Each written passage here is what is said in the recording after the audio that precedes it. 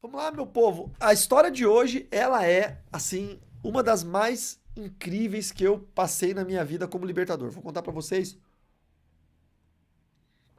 Vocês viram que eu coloquei, né, lá no Instagram, 6 meses homem, 6 meses mulher. Isso gerou muita curiosidade de vocês, né? Pô, como assim? Alguém que era 6 meses homem, 6 meses mulher e é um travesti, é um homossexual? Não, não, não. O rapaz era homem, homem, homem, heterossexual, e daí virava a chave, 6 meses ele virava mulher, mulher, mulher. Heterossexual também, no caso não, né? Porque o corpo biológico dele era um homem.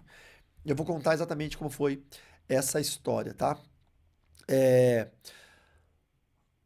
vamos lá. Bom, tudo aconteceu alguns anos atrás, muitos anos atrás. Eu tava num estado do Brasil, não vou falar o estado, óbvio. Fui convidado para pregar num congresso de batalha espiritual. Eu ia pregar nesse congresso 3 noites, se eu não me engano, e ia dar umas aulas assim durante os dias. Acho que era mais ou menos isso. Então eu pregava à noite e de dia eu dava treinamento pro pessoal, e aquela coisa toda.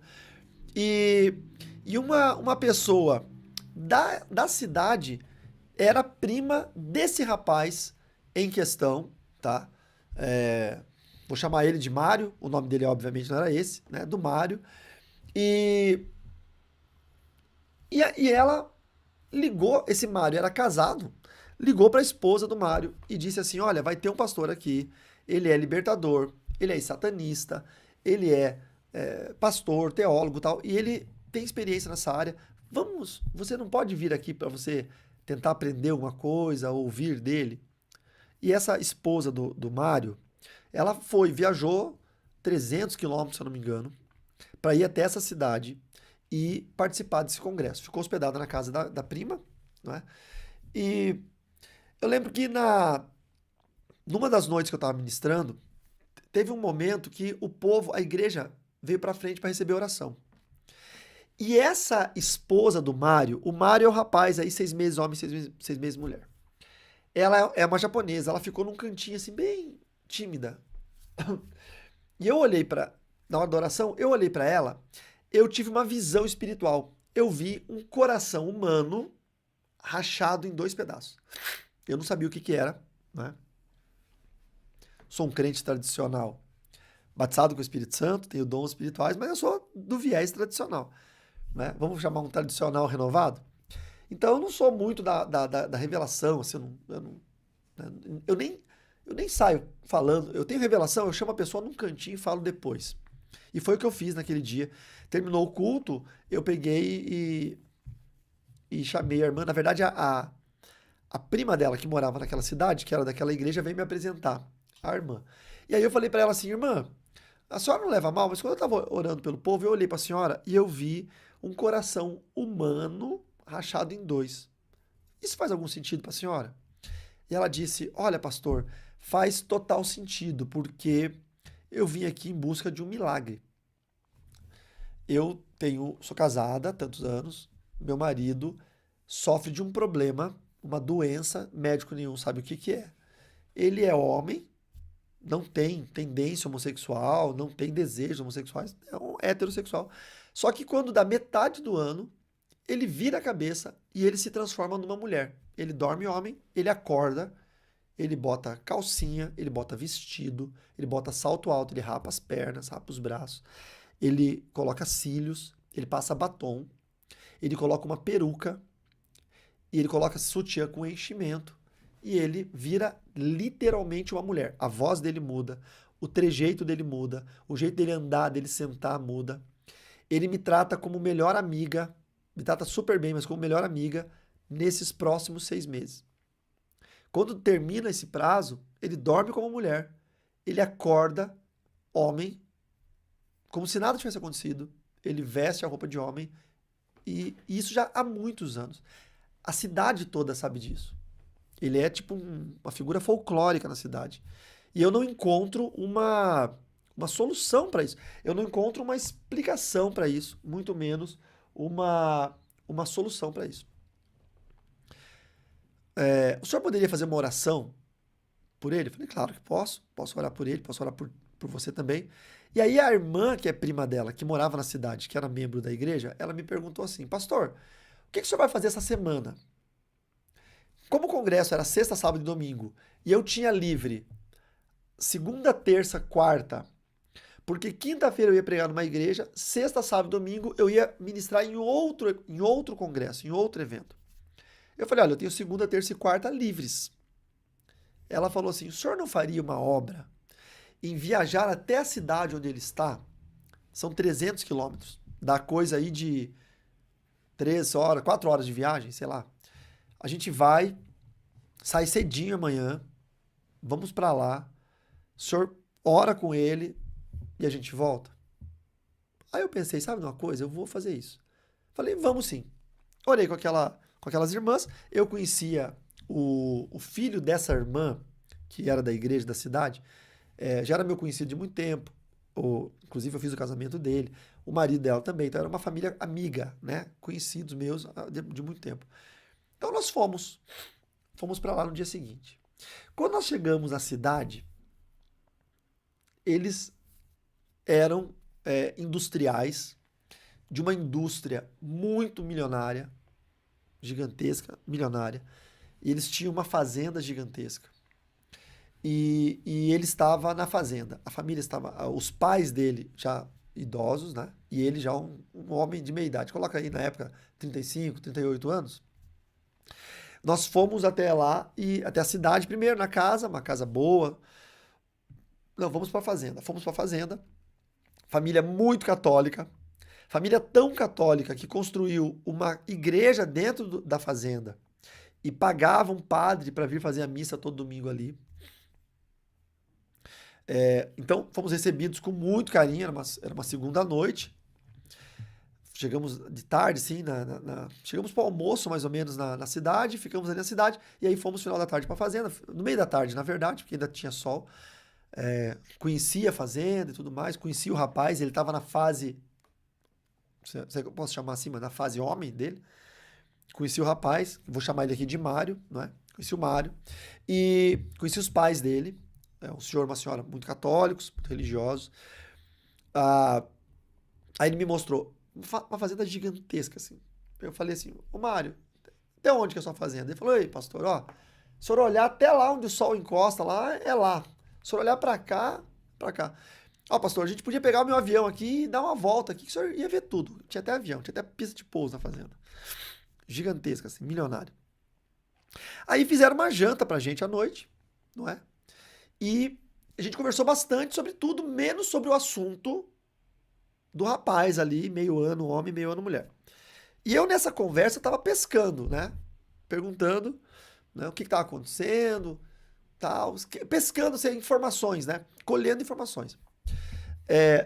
Nessa conversa à noite eu percebi quem eles eram, né? O que eles faziam, como que eles funcionavam, o modo de funcionamento deles como família. E absolutamente normal. Como se fosse uma família assim que nunca antes teve qualquer tipo de problema. Eles não citaram o problema. Todo mundo sabia o porquê eu estava ali, porque ninguém ia trazer ali um pastor, libertador, que veio do Paraná, era outro estado lá para cima do Brasil, veio do Paraná. Então, assim, não tinha por que eu estar ali naquele momento se não fosse o motivo da vergonha da família. Mas ficou naquele assunto assim, ninguém falava especificamente, olha, o senhor veio aqui por causa do Mário, né? Então, o Mário, você vê o menino aí, ó, 6 meses homem, 6 meses mulher. Ninguém falou isso. Mas eu fui perguntando, né? Como é que vocês são? Então vem um padre mesmo toda semana, é? E você, Mário, é religioso também? Não sou muito não. Minha esposa vai na igreja evangélica, eu não vou. Mas você nunca foi na igreja com a sua esposa? Ah, foi uma vez ou outra, mas pequenininha, igrejinha pobrinha, pequenininha, eu não me senti bem e tal. Então, mas sempre assim, entendeu? Se eles tiveram envolvimento com o espiritismo, com alguma coisa, não, nunca tive envolvimento com Deus, livre, nascemos católicos, vamos morrer católico. Eu fui pescando informações ali. E aí chegou um determinado momento, depois do jantar, a mãe dele, a gente sentou numa sala assim, que tinha uma porta bem grande aberta, uma varanda e umas janelas. E era um lugar muito quente, tudo aberto assim, ventiladores ligados no teto. E a senhorinha, mãezinha dele, chegou pra mim e falou para mim assim, ó, meu filho, eu sei que você veio. Não, não falou você veio. Eu sei que Deus te enviou para libertar o meu filho. Porque o meu filho está possuído por um demônio. A vozinha falou, né, a mãezinha dele, falou essas palavras. Eu sei que foi Deus quem te enviou aqui para libertar o meu filho, porque ele está possuído por um demônio. E aquilo me encorajou tanto, sabe? Eu falei para ela, não, deixa comigo, deixa comigo. Amanhã a gente fala sobre isso. A gente dormiu aquela noite na fazenda. Tinha os quartos. Acordamos muito cedo. Tinha um café bem gostoso posto sobre a mesa pra gente. E, e aí, então, tomamos o café e tudo mais.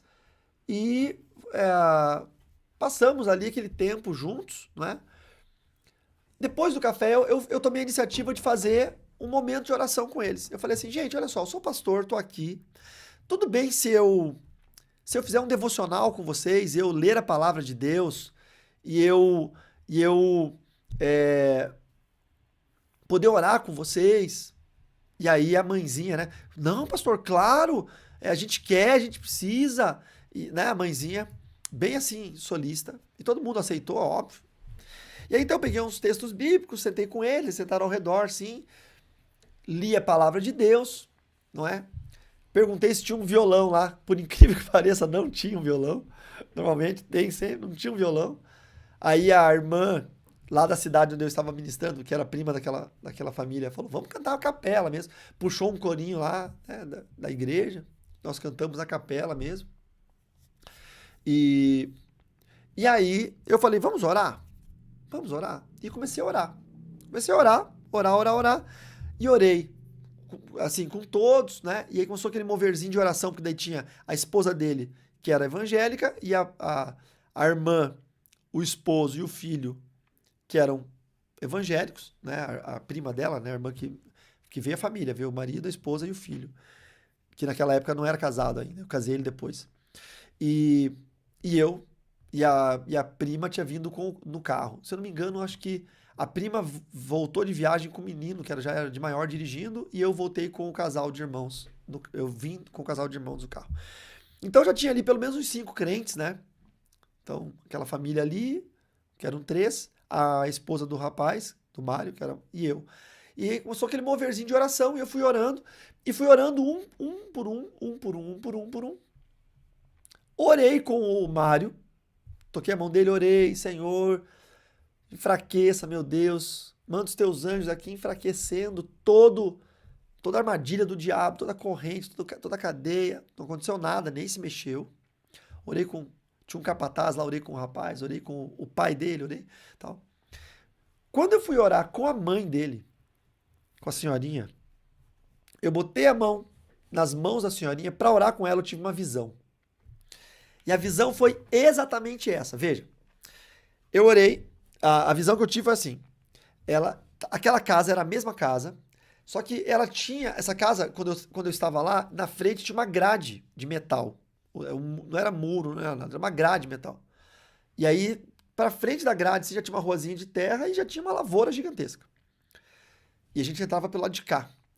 E para trás tinha a empresa, a indústria, e eles tinham outras indústrias na cidade e tal. E aí tinha curral, tinha coisa de vaca de leite, essas coisas todas de fazenda. E, e a visão que eu tive é assim: essa grade, essa cerca de grade grande, não tinha. Era uma cerca de madeira grossa, com pilares de tijolos, de cimento. E mais para frente, onde naquele momento que eu estava ali tinha uma lavoura, tinha uma mata, uma matinha, uma florestinha. E do lado tinha uma casa de madeira. E na minha visão, tinha uma mulher e um homem gritando com a senhorinha, falando mal da senhorinha, gritando com a senhorinha. É, e ela estava do lado de cada cerca, junto com um menininho, um molequinho pequenininho. E essa mulher que estava gritando com ela, com essa senhora, ela dizia bem assim: você vai pagar por tudo que você fez para mim. E quem vai sofrer as consequências é esse moleque aí, esse menino aí. Ele vai sofrer as consequências.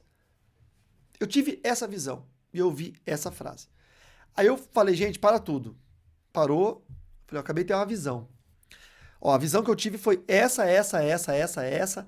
Nessa direção aqui, porque já era de manhã, então tava bem claro. Ali naquela lavoura ali tinha uma mata. Bem nessa região aqui tinha uma casa. Bem aqui na frente era uma cerca de uma base de tijolos com pilares e uma cerca de madeira entre cada pilar. Do lado de lá tinha um casal. A senhora era assim, assim, o senhor era assim, assim. Aqui dentro estava a senhora mais jovem e um menino pequeno do seu lado. E aquela mulher apontava para a senhora e falava isso. Eu falando para ela, né? Para a mãe do rapaz, do Mário. E apontava para a criança e falava, e você, tal, tal, tal. E aí a mãe dele ficou assim assustada e ela disse, é fulana. E falou o nome de uma pessoa. E o menino é o Mário. E ela contou pra gente, naquele momento, que eles tinham um casal de capatazes, de caseiros, isso há 30 e poucos anos atrás, e o marido dela tinha descoberto que o caseiro estava roubando gado. Ele pegava o gado e parava um caminhão lá embaixo e passava o gado pro caminhão e vendia o gado para outras pessoas e ele ficava com o dinheiro. Quando o marido descobriu isso, né, o dono da propriedade, que é o pai do menino, do Mário, ele demitiu os dois, mandou embora. Antes, só que os dois eram da macumba. Os dois eram fazer um feitiço. Naquela região onde tinha essa fazenda, é muito comum ter feiticeiros. E a mulher veio na frente da casa, da fazenda, da sede da fazenda, afrontar a mulher do dono, que é a mãe do Mário, alegando que foi ela que fez a cabeça do marido para demiti-los e jogou uma maldição sobre eles. E essa maldição pegou no menino. Esse menino cresceu normal até o dia que ele casou. Quando ele casou, a maldição startou. O primeiro, a esposa do Mário só teve paz nos primeiros 6 meses do casamento. No primeiro ano de casado, ele já virou mulher na metade do ano. A maldição startou quando ele casou. Então, assim, eu não ouvi a pronúncia da maldição e a senhorinha não lembrava, mas provavelmente na maldição ela deve ter dito assim que, sei lá, que quando ele casasse algo ia acontecer, eu não sei, enfim.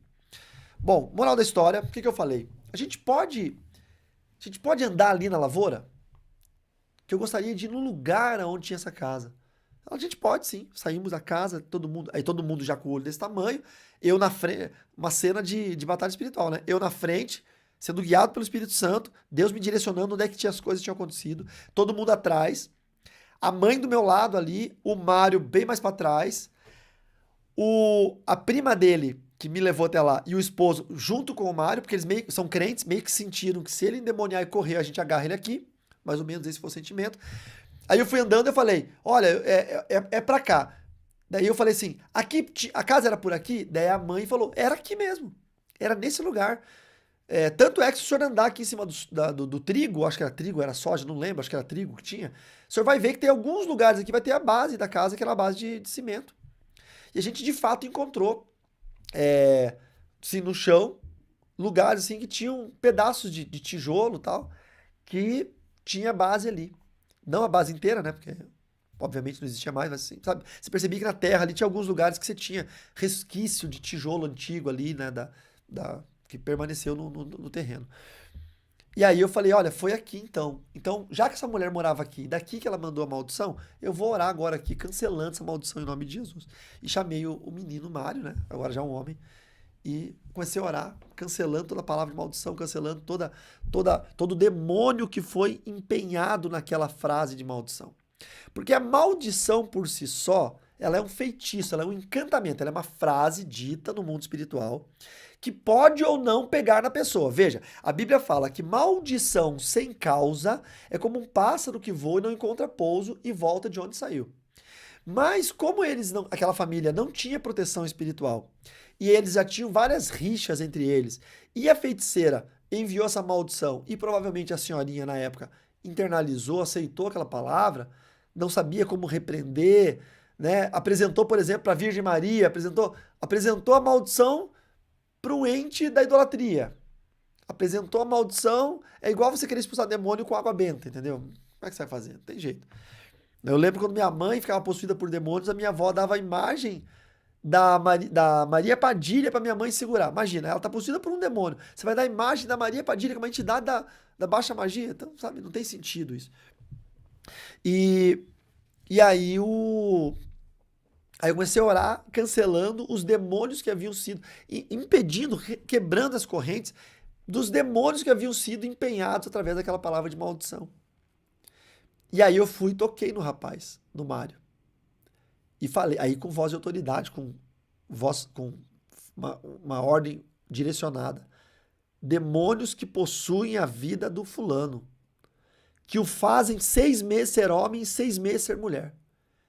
Eu ordeno agora, demônios que possuem ele pelos 6 meses que ele é homem. Por que eu falei isso? Porque ele estava naqueles 6 meses de homem. Eu repreendo vocês agora, em nome de Jesus. Percam a força de vocês, caiam por terra. Agora, em nome de Jesus. Eu comecei a orar. E demônios que ficam nele quando ele está nos 6 meses de mulher. Que eu sei que vocês estão ocultos aí, escondidos. Demônios femininos. Eu os repreendo agora em nome do Senhor Jesus.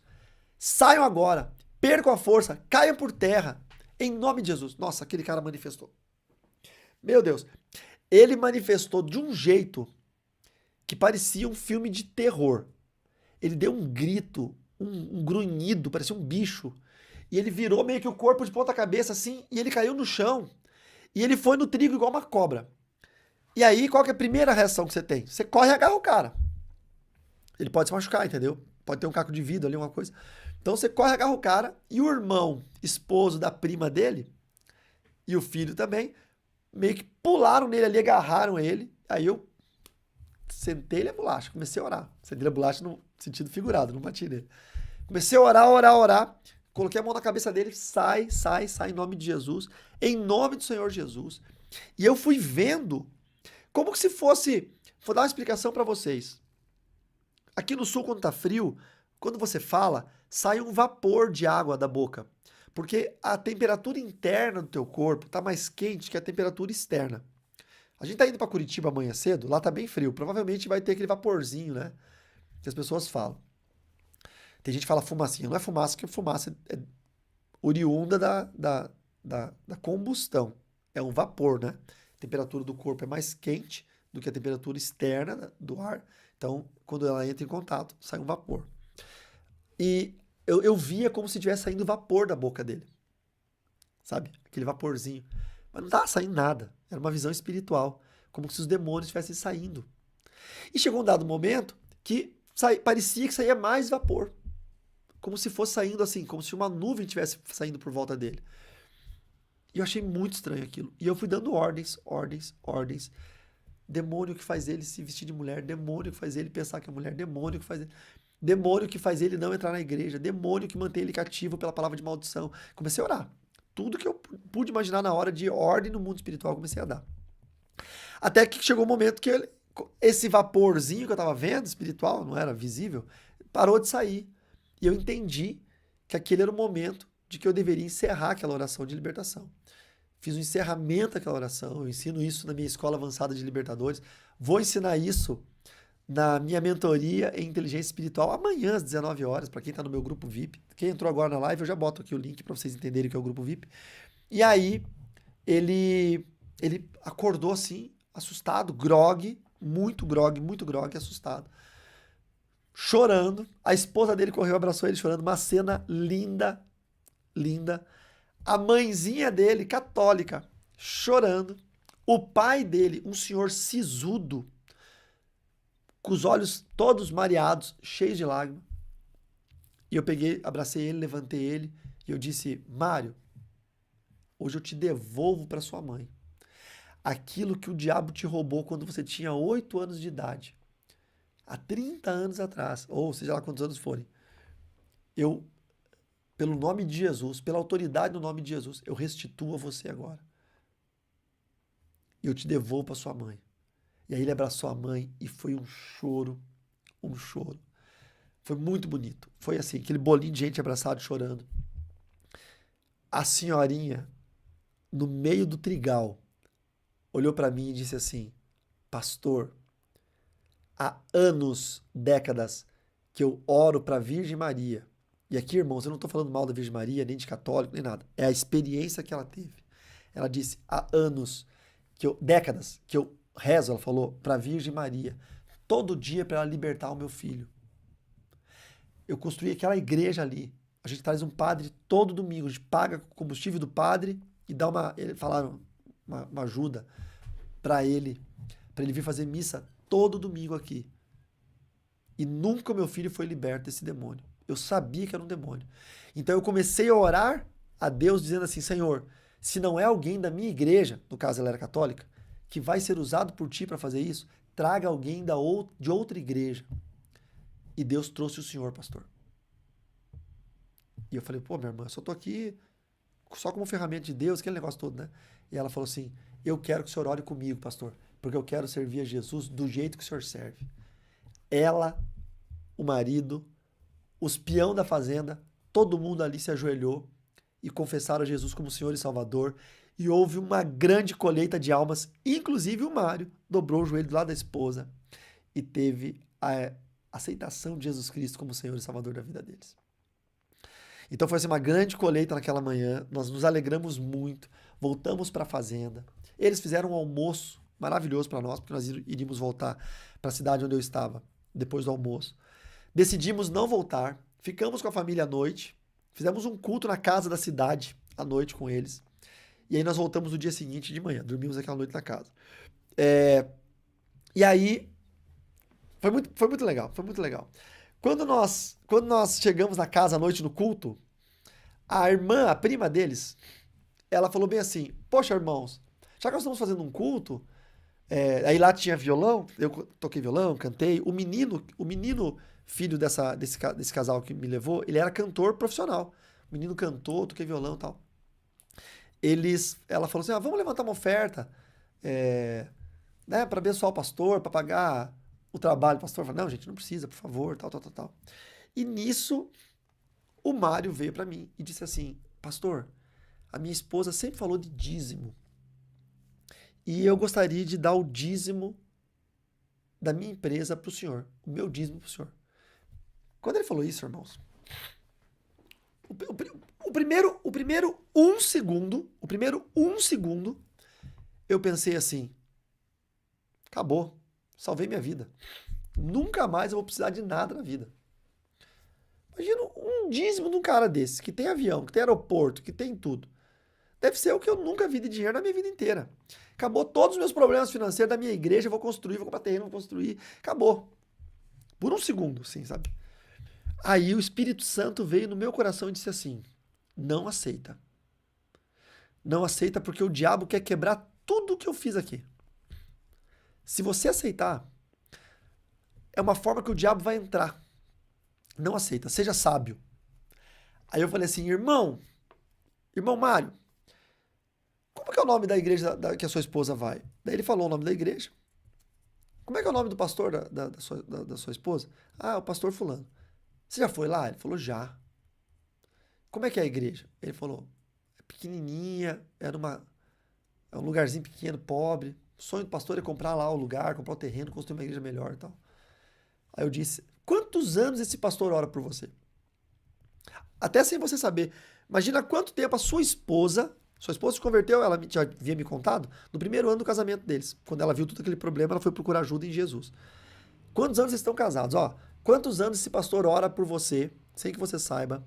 Quantos anos a sua esposa pede oração por você? Eu sou a resposta da oração do pastor da sua esposa.